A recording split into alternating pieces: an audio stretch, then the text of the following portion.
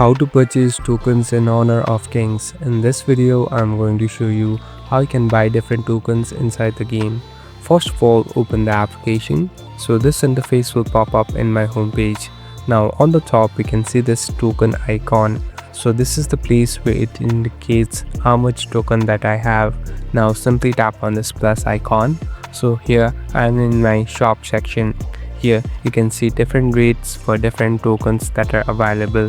Now simply select the one that you want to equip or buy, but make sure that you're using your real money here. Here you must add your debit or credit card and all the information in order to link it with your bank account, and it will directly purchase the required token. So simply tap on one and you'll be able to buy it.